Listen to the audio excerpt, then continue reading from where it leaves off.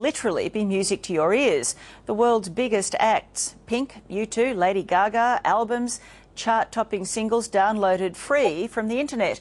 And best of all, it's legal. So what's the catch? Once upon a time, music was simple. Every one of my records means something. The label, the producer, the year it was made. Then came cassette tapes and video. We all know what that did. But then there was the internet.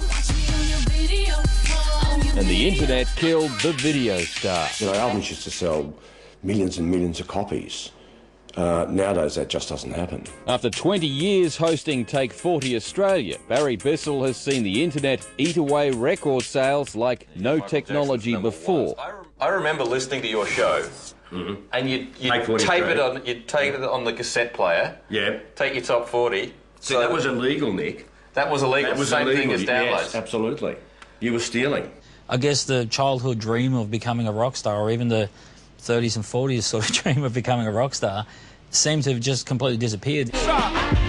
These days, the internet is the new music market.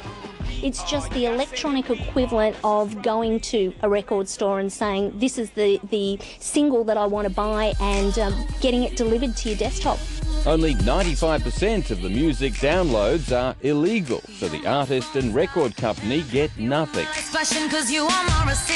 The problem is that, so far, no one's figured out how record companies can make money out of music people are downloading for free. Once I've clicked that that's the file I want to download, I'm taken here to a list of advertisers that'll actually pay for this file for me. But an Australian company poised to launch globally claims to have cracked the problem.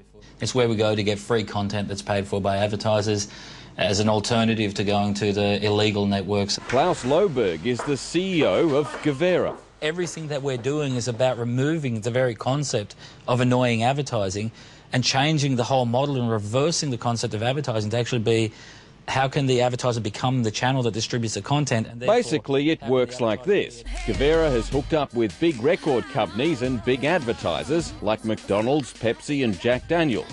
The advertisers have their own online music channels where you can download songs for free.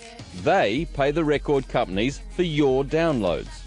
So the value for the advertiser is that they have somebody's attention for 6 minutes. You fill out a personal questionnaire, and that information drives an algorithm which directs you to the advertiser's music site.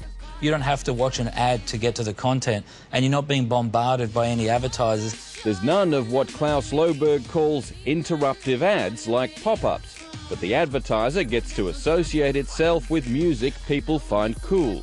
And I think it may well change the way advertisers look at how they utilise music and their advertising on the internet. Technology commentator Donna Hanson says if it works, it'll be more an advertising revolution than a music revolution. They've taken the iTunes model of where user pays and flipped it across to advertiser pays. I use iTunes a bit.